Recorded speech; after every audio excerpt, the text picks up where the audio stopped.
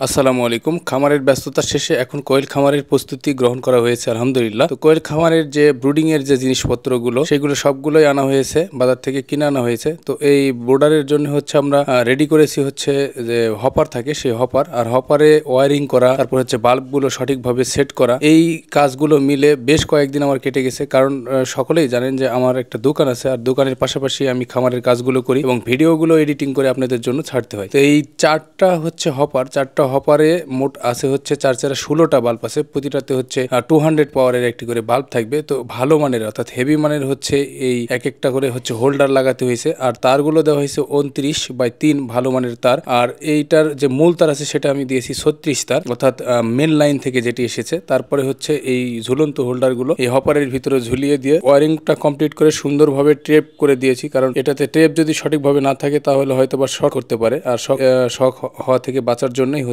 ভালোভাবে টেপগুলো করে দেওয়া হয়। এরপরে প্রতিটা হচ্ছে বোর্ডারেই 4টা করে হোল্ডার ফিটিং করার পরে বাল্বগুলো সেট করলাম। আর এর পাশাপাশি যে তালাই ছিল, তালাইয়ের যে বেড়াটা অর্থাৎ বোর্ডারের যে বেড়াটা, চারপাশের বেড়া, রিং বেড়া, এটা হচ্ছে প্রতিটাতে আছে 2টা করে। তো এইটার মধ্যে আমি 1250টা করে বাচ্চা রাখবো প্রতি ইয়েতে ব্রুডিং এ। 4টাতে মোট 5000 আমার বাচ্চা থাকবে। আর উপরে আছে হচ্ছে সাদা এলইডি, যখন হচ্ছে এই বাল্বগুলো অর্থাৎ তাপ দেওয়ার প্রয়োজন হবে না, ঠিক সেই সময় হচ্ছে সাদা আলোগুলো জ্বালানো হবে, যাতে কোয়েল পাখিরা সুন্দরভাবে খেতে পারে। তো এইটার জন্য হচ্ছে 4টা হপার টাঙিয়ে নিলাম। আর হপারগুলো টাঙিয়েছি আমি হচ্ছে কটের সুতা দিয়ে, কট সুতা দিয়ে হচ্ছে উপরে বেঁধে দিয়েছি। এটা পার্মানেন্টলি না, যে কোনো সময় হচ্ছে কম বেশি করা যাবে, উপর নিচ করা যাবে। অর্থাৎ যদি হপার উপরে একটু উঠাতে হয় তাহলে উপরে উঠানো যাবে, আবার যদি নামাতে হয় তাহলে নামানো যাবে।